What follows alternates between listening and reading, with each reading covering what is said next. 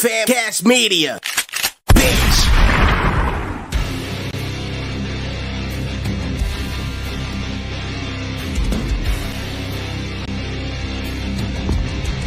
Ladies and gentlemen, boys and girls, persons of all ages, welcome to the most exclusive group in the wrestling community.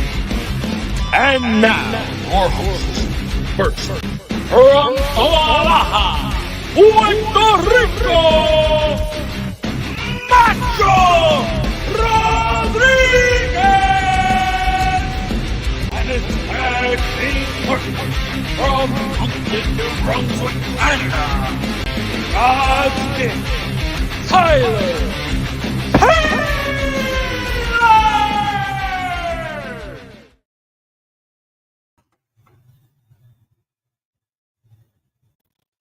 Well, guys, here we are in our new platform here on StreamYard, and I'm pretty excited to bring new content to you. Today, I'm by myself. Tyler is currently working, and I wanted to test out this new feature and this new platform. So I'm going to give you a quick Raw recap and my thoughts on the entire show. Obviously, Monday Night Raw after SummerSlam should be a big deal because SummerSlam is technically the second biggest show of the year. So as we go into the Raw recap, we have to talk about the fact that right now the recaps have been nonstop. All we've been seeing is just video package after video package after video package. We saw 17 minutes worth of video packages at SummerSlam alone. They showed the same Cody Rhodes and Brock Lesnar video package 3 times in 1 week. To me, that's a little bit of an overkill. I kind of want less of that because I feel like that can be structured a different way, cut down shorter, so that way we can hopefully give the women more time. But I understand if, we have to do that for sponsor purposes or however it works, whether it's the music rights or to help the story. Just personally, I would like it if it was less of that. But we start with Monday Night Raw, and obviously we have Cody Rhodes. He comes out. He talks about how he slayed the beast, and he kind of lets us peek right behind the door. And he says, hey, that Brock Lesnar moment, that was impromptu. And that was his way of, giving me the keys to the kingdom. And from there, he goes on talking about telling everyone he's ready to beat all comers. He came back, he won the Royal Rumble, and then he beats Brock Lesnar. And now he wants to beat everybody and anybody willing to step up. And just as he says that, boom, burn it down hits. And Seth Rollins comes out. Now this is one of those special things because right now it's only in one direction. Cody has completely dominated the Seth Rollins feud. And Seth, you can tell, is a little leery about the fact that Cody says he could beat everybody. They have their interaction. They kind of talk here and there. And here comes the Judgment Day with little to no acknowledgement of how the match ended the night before or 2 nights ago. And they right away go into it. We have a program kicking off. They jump Seth and Cody. Sammy comes out to make the save. They make a Teddy Long tag match almost immediately. And we move on from this to no acknowledgement at all of how, how Judgment Day ended with them not being able to beat Seth Rollins for the World Heavyweight Championship, and how the briefcase has been kind of the eyesore of the group because this briefcase has cost Finn Balor 2 straight matches. It has been the briefcase's fault. And I know that sounds dumb because it's just like an object, but what I mean is it just catches Finn's eye. And from there, he loses almost directly after. And we don't know because there's no acknowledgement of the plan. We have no idea what's happening next. But, from there, we move on backstage to Adam Pearce talking with Chad Gable, Matt Riddle, Ricochet, and Tommaso Ciampa. Now, this segment starts off with Ricochet and him being angry at the fact that Logan Paul used brass knuckles. He's fired up. He wants his rematch. He wants Adam Pearce to do something. It's not quite told to us, but Adam Pearce has other ideas. He wants a 4-way for the number 1 contendership for the Intercontinental Championship against Gunther. Now, this must have been pre-recorded because they go right from here and Ricochet's not wearing any gear or anything, and they go right to the match, which is just a phenomenal 20-minute match, 25-minute match. It's 2 segments, I believe. They have a commercial break in between. They do the picture-in-picture, which I love because then I can just mute my television and just continue to watch that. Chad Gable picks up the win in his hometown of Minneapolis, Minnesota. The crowd goes nuts. He celebrates with his son. It's such a special moment. And right after there, we go right back to another recap at SummerSlam. And I don't understand. The show just happened. You started Monday Night Raw with a highlight package of how it ended. And you immediately go back to a Cody Rhodes and Brock Lesnar recap. We know that match just happened a day and a half ago. There's honestly no purpose for that many wasted minutes, especially when we know that over the past couple of weeks, the women have not gotten the time that they deserve on Monday Night Raw. It is just really frustrating. I don't know how the show is being produced. I understand that there are stories in place and we need to allow for Triple H and Bruce Pritchard and all them to do their job. But with so many questions about the lack of effort towards the women's division, it's kind of eye-opening.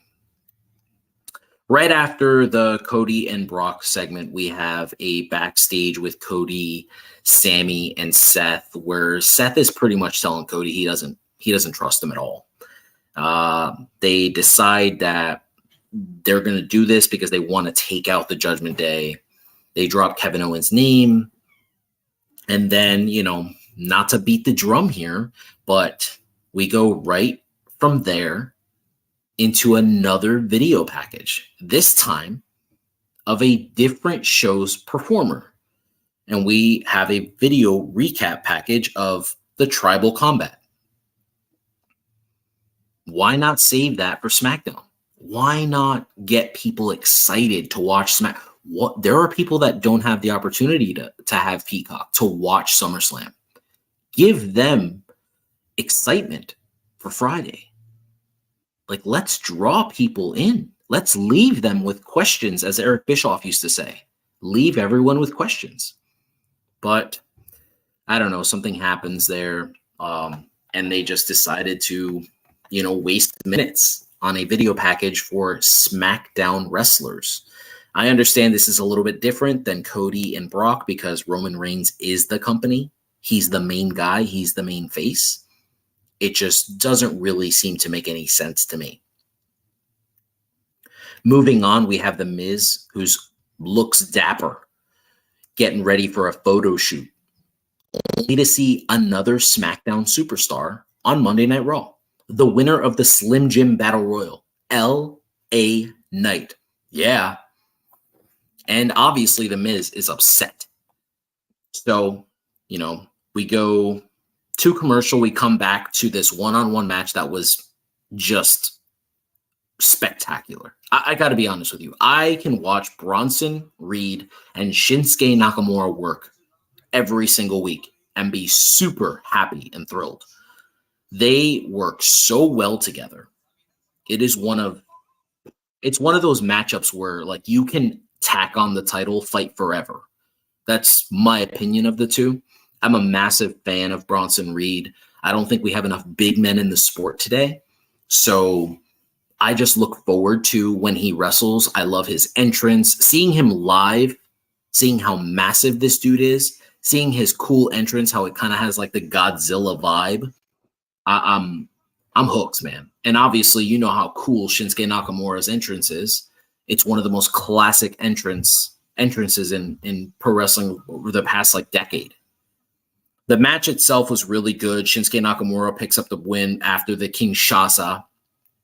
And from there, we move backstage to Ludwig Kaiser and Maxine Dupree, kind of teasing a possible jump in ship with Maxine Dupree, only for her to slap Ludwig and for him to turn back around and see Otis. And there's a challenge for Otis versus Ludwig Kaiser for later on tonight.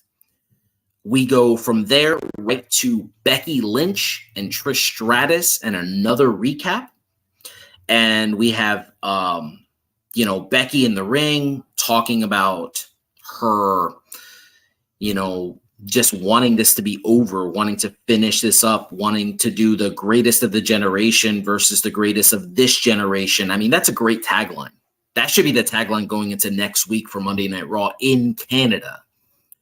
But I believe that where they are in Canada is not Trish Stratus's hometown, which Adam Pearce alluded to.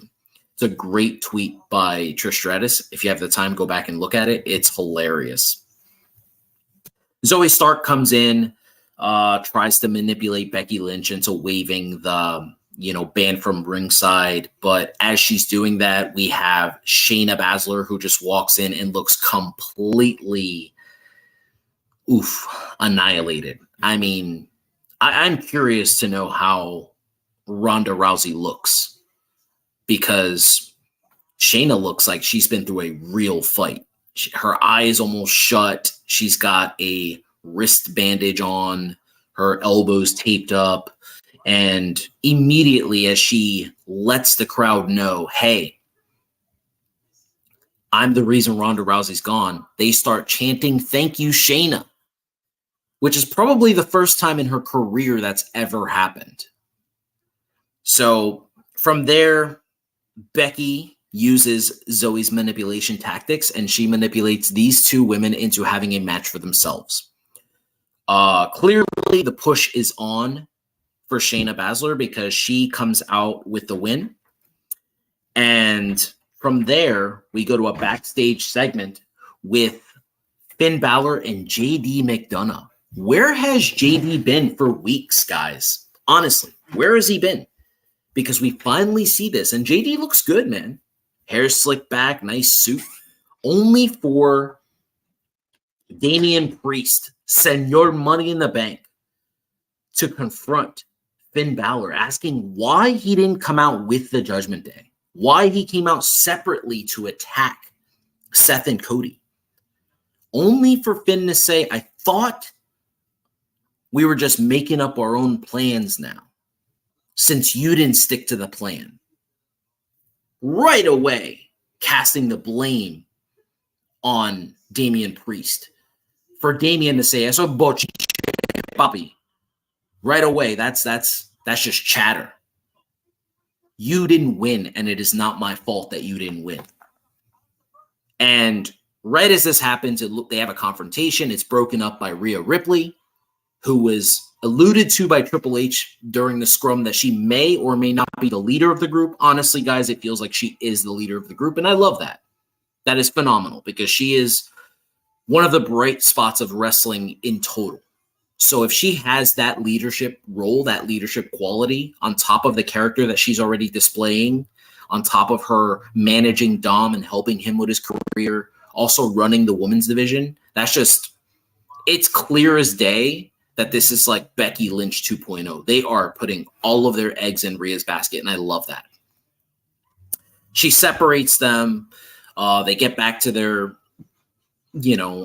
match later on, only for JD to point out that he's noticing that the briefcase is the reason that there's a wedge between them, and maybe Damian should get rid of it, almost like cash in, because it's costing you your group. Damian gets hot. Right away, Rhea stops him and says he's not a part of Judgment Day. Don't worry about him. I thought that was pretty interesting how she said he's not a part of Judgment Day, because it almost feels like that was a tease that he may replace someone. Now, I don't know if this is just my speculation. There's no rumors about this, but it honestly feels like to me, I thought this whole time Finn Balor would be the one kicked out of Judgment Day, and now I'm starting to feel like maybe it's Damian. Because Rio wears his gear a lot, and I'm curious as to, is this their way of kind of telling us like, nah, yo, we don't want Damian here. And there are rumors out there that Triple H and the Brass want a baby face world champion or mid-card champion, and everybody thinks it's Santos. But what if it's not? What if Damian Priest is the guy to win the World Heavyweight Championship and be a babyface and feud with the Judgment Day? I think that would be pretty great.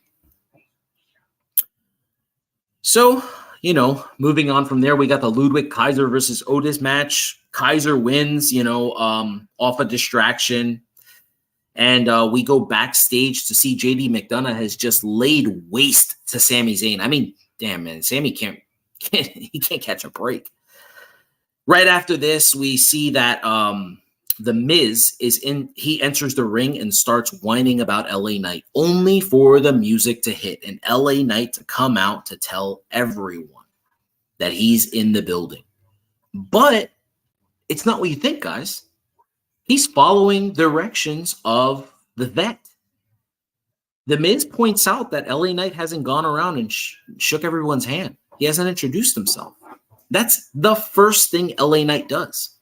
He goes on to tell LA Knight, as he rejects his hand, that he is an Attitude Era mark, cosplaying.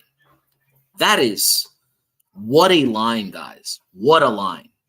And I stated this in a video yesterday. This is one of the best decisions I've seen Triple H make in his whole year of running this shit. Because, to be quite honest with you, putting LA Knight in there with King Kong on the microphone to see if he can keep up, I love it. I'm absolutely excited. I'm hoping this isn't like a Billy Gunn situation where he was just pushed into the limelight and he wasn't ready. Because I just genuinely want this to be a long-term feud. I want this to go on for a couple of pay-per-views, trade wins until LA Knight can just move on, possibly to a title picture. I know there's a lot of rumors out there, and there's odds makers that have Gunther as the guy to win the Royal Rumble. But honestly, what if it's LA Knight? We have no clue. That would be massive. LA Knight in Philadelphia, Pennsylvania, hoisting one of the world championships. Wow, guys. Let me tell you, as someone who knows Philadelphia well, that would be one of the biggest and baddest moments in pro wrestling in a very long time. So LA Knight keeps up. It's great. We go on from there to a little package with the Viking Raiders. I mean, I love the Viking Raiders. I love Eric and Ivar and Valhalla. I think they're great. If you've been there live, their entrance is phenomenal. It is one of the best things to watch. Guys, if you get a chance to go to a live event, that's a Monday Night Raw live event, just seriously put your phone away and just enjoy the entrance. Don't record it. Just enjoy it because you will not be disappointed. We go from there to them going to the ring with an open challenge. And just like that, don't you dare be sour because the New Day is back. And the New Day comes out and Xavier Woods and it's Kofi Kingston. And I'm pumped. I mean, there I am, almost 11 o'clock at night with my son sitting on the couch just clapping. New Day rocks because I was just into it. We're massive fans of the New Day here. Love Kofi Kingston. I'm a big fan of Xavier Woods. Kind of sad Big E's not there, but I get it. I hope that unlike what WWE is doing with the Usos, which I will talk about in our SummerSlam recap when me and Tyler are together, unlike that the New Day does not want to break up. They want to just retire as a team. I love that. I think that's one of the best decisions for them. I think fans will always remember them together, and it'll be really hard for us to remember them before the New Day. Because I don't think about Xavier Woods in WWE before the New Day at all. I think of him in TNA as like an Apollo Crews guy. not Apollo Crews, I'm sorry, Apollo Creed, like mimic. And I love that too, but I prefer the New Day. The New Day pick up the win here. Obviously, they're not going to come back just for, just to lose their first match back in a very long time. So that's unfortunate for the Viking Raiders, but I just want to, if I could just give you guys a quick update or just kind of give you some information, some insider baseball. Wins and losses really don't matter anymore in professional wrestling. Don't attach yourself to that. Just enjoy the product. There are reasons why, one of my buddies tells me all the time, like, wrestlers themselves don't look at titles the way we do. That's more for us. That's more for fans, for marks, however you want to call us. I don't think mark is a derogatory term. Some people do. That's your problem. And we don't know where we're going from here. From what we hear today, it seems like Sami Zayn is actually dealing with an injury, and that was a way to cover it up by him getting beat down by JD McDonough. We do find out that, speaking of injury, we do find out that Sonya Deville has torn her ACL. And guys, I don't want to latch onto this, and I'm sure we'll talk about this when I'm together with Tyler, because I feel like I need to bounce this off someone. Those WWE Women's Tag Team Championships are jinxed. There is no better word to put it, because from Sasha and Naomi just having their run and having to like drop the straps or whatever, moving on from there, just everything about those championships feels completely jinxed. Liv Morgan gets injured and they have to drop the straps. Now Sonya's injured. They have to drop the straps. Ronda and Shayna get them and they make them relevant again, only for WWE to break them up because Ronda wants to leave WWE. I mean, it just really feels like there's no winning. And I'm really hopeful that they don't do another tournament, that they don't do another, mix and match tag team. Just let Chelsea pick her partner. If I could just point someone out that's super underutilized, I would love it. Chelsea and Nikki Cross. I know a lot of you don't like Nikki Cross, but I think she's a horse, man. She's a workhorse. She's phenomenal in the ring. And I think she'll play into Chelsea really well with a Karen gimmick and then a psycho lady with her. I think that would be amazing. Great TV. But anyway, we move on from there to another recap of Io Sky cashing in on Bianca Belair. This is the second time at SummerSlam that Bianca Belair has lost a championship within seconds. Seconds, guys. So I love the callback to Backlash, by the way. Again, we'll talk more about that for the SummerSlam show.